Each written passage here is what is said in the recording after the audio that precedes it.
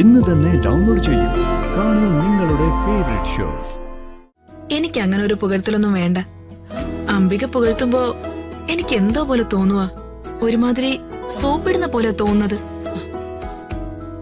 അയ്യോ, ഞാൻ പുകഴ്ത്തിയതൊന്നും അല്ല പത്മേ.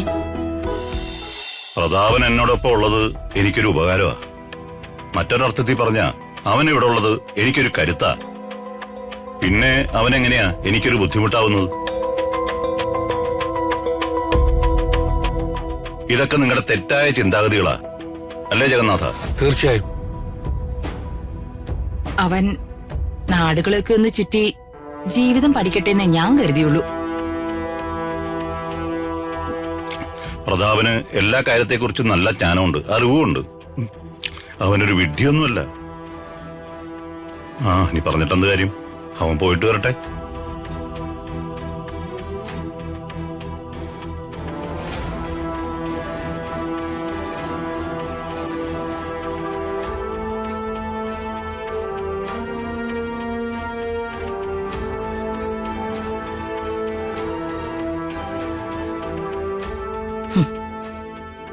ഇവിടെ ഞാൻ മാത്രം മതി, അവൻ വേണ്ട. മനഃപൂർവ്വം തന്നെയാ ഞാൻ പറഞ്ഞു വിട്ടത്.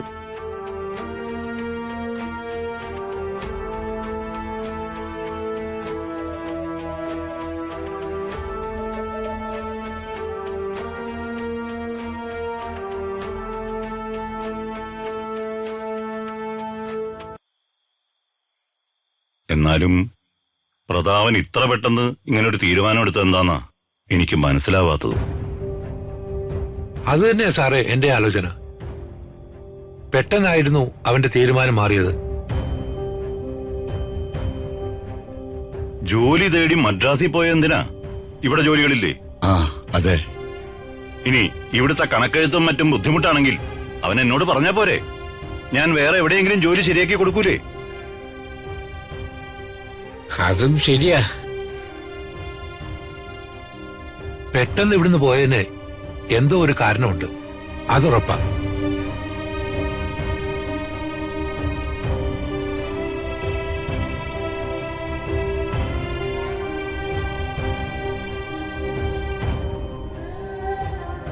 എനിക്ക് ഒരു സംശയമുണ്ട്.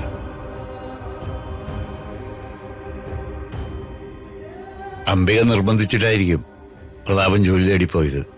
അവക്കെന്ത് കാര്യം അവനെ പറഞ്ഞുവിടാൻ? അവളെ പോലെയാണോ എനിക്ക് പ്രതാപൻ?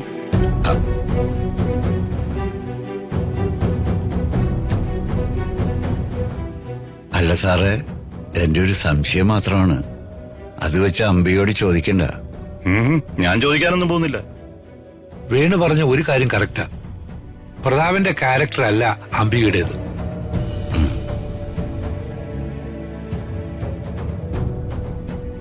പ്രതാപൻ എന്ന് പറഞ്ഞ എ കംപ്ലീറ്റ് മാൻ. എല്ലാം തികഞ്ഞ ഒരു ചെറുപ്പക്കാരനവൻ. സദ്ഗുണ സമ്പന്നന്നൊക്കെ ഒറ്റ വാക്കിൽ പറയാം. പിന്നെ ഒരു സൽഗുണ സമ്പന്നൻ. വിദ്യാഭ്യാസവും വിവരവും മാത്രമല്ല പ്രതാപനുള്ളത്.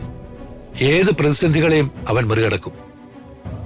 കീറാമുട്ടിയായി കിടക്കുന്ന ഏത് പ്രശ്നങ്ങളെയും പ്രതാപൻ പരിഹരിച്ചിരിക്കും. ഒരാളില്ലാത്തപ്പോ അയാളുടെ ഗുണഗണങ്ങൾ വെറുതെ വർണ്ണിക്കുകയല്ല. പ്രതാപന്റെ മനുഷ്യത്വവും മറ്റുള്ളവരോടുള്ള പരിഗണനയും ചെറിയ കാര്യമൊന്നുമല്ല. അതുമല്ല, ആ സൗമ്യത. എനിക്കറിയാൻ വേണു അവനെ ഞാൻ മനസ്സിലാക്കിയിടത്തോളം നിങ്ങൾ ആരും അവനെ മനസ്സിലാക്കിയിട്ടില്ല.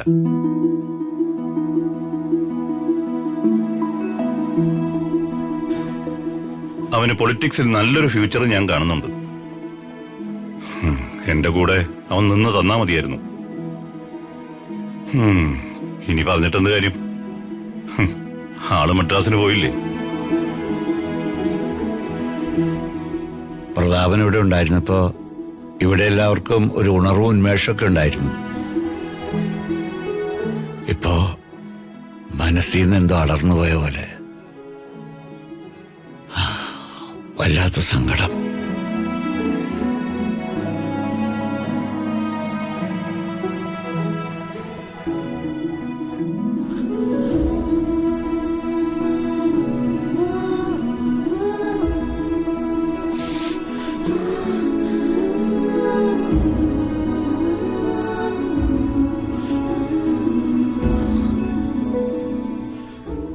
സുന്ദരമായിട്ടാ പത്മാവതി നൃത്തം ചെയ്യുന്നേ.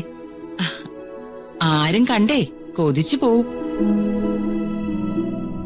ഇത്രയും മനോഹരമായിട്ട് നൃത്തം ചെയ്യുന്ന ആളെ ഞാൻ എന്റെ ജീവിതത്തിൽ കണ്ടിട്ടില്ല. ഇത്രമാത്രം പുകഴ്ത്തേണ്ട കാര്യമൊന്നുമില്ല അംബികെ. ഒരാള് പഠിപ്പിച്ചു തന്നു, ഞാൻ പഠിച്ചു, അത്രയുള്ളൂ. ആ കഴിവേ സാക്ഷാൽ സരസ്വതി ദേവിയുടെ അനുഗ്രഹം കൊണ്ട് കിട്ടിയതാണെന്നേ ഞാൻ പറയൂ. കലയും സംഗീതവും സാഹിത്യവും ഒക്കെ സാക്ഷാൽ സരസ്വതിയുടെ വരപ്രസാദം കൊണ്ട് കിട്ടുന്നത് തന്നെയാ. അതിലൊരു സംശയവും വേണ്ട.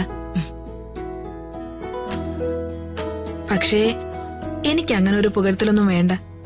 അംബിക പുകഴ്ത്തുമ്പോ എനിക്ക് എന്തോ പോലെ തോന്നുക, ഒരുമാതിരി സോപ്പിടുന്ന പോലെ തോന്നുന്നത്. അയ്യോ, ഞാൻ പുകഴ്ത്തിയതൊന്നും അല്ല പത്മേ. ഒരനുജത്തിയോടെന്ന പോലെ പറഞ്ഞതാ. മറ്റുള്ളവര് പുകഴ്ത്തുമ്പോ കലാകാരനായാലും കലാകാരി ആയാലും ഒരല്പ അഹങ്കാരം വന്നേക്കാം. കലയുടെ ശത്രുവാ അഹങ്കാരം.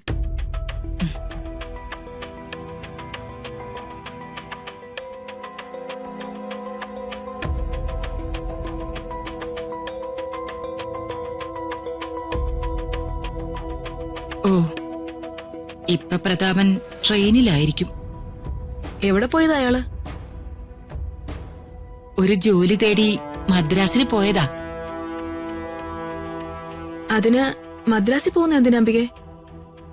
അയാൾക്ക് വിദ്യാഭ്യാസമൊക്കെ ഉള്ളതല്ലേ. ശ്രമിച്ച ഇവിടെ ജോലി കിട്ടില്ലേ? ഇവിടൊക്കെ ശമ്പളം കുറവല്ലേ? ആര് പറഞ്ഞു? അതൊക്കെ വെറും തെറ്റിദ്ധാരണയാ. നാട്ടിലാവുമ്പോ അവർക്ക് അവരുടെ റിലേറ്റീവ്സിനെയും കാണാം, സന്തോഷത്തോടെ ജോലിയും ചെയ്യാം. അയാള് കാണിച്ചത് വളരെ ബുദ്ധിമോശോ. ഒരു പൂന്തോട്ടം സ്വന്തമായിട്ടുള്ള ആള് ഒരു പൂ അന്വേഷിച്ചു പോവോ? ഞാൻ പറഞ്ഞത് അംബികയ്ക്ക് മനസ്സിലായെന്ന് തോന്നുന്നു. ഇല്ല. എന്റെ അച്ഛൻ വിചാരിച്ച അയാൾക്കൊരു ജോലി കിട്ടാനാണോ പ്രയാസം? ഞങ്ങളുടെ തന്നെ എത്ര ഫാക്ടറികളുണ്ട്, സ്പിന്നിംഗ് മില്ലുകളുണ്ട്, എത്ര സ്ഥാപനങ്ങളുണ്ട്. അതിലൊന്നിലും ഒരു ജോലി വേണോന്ന് പറയാതെ നേരെ മദ്രാസിലേക്ക്. അതെന്താ, ഞങ്ങളുടെ സ്ഥാപനങ്ങളിൽ ജോലി ചെയ്യാൻ പ്രതാപന് ഈഗോയാണോ? അയ്യോ, അങ്ങനെയൊന്നും ഇല്ല പത്മേ. അവനൊരു നല്ല നിലയിൽ വരണം, ഒരു രാജാവിനെ പോലെ വാഴണം. ആ ഒരാശ മാത്രമേ എനിക്കുള്ളൂ. അതുകൊണ്ട് ഞാൻ തന്നെയാ അവനെ നിർബന്ധിച്ച് മദ്രാസിലേക്ക് പറഞ്ഞയച്ചത്. ആങ്ങളെ വലിയ ആളാവണം. അപ്പോ അമ്പയ്ക്ക് ഇത്ര മോഹങ്ങളൊന്നുമില്ലേ?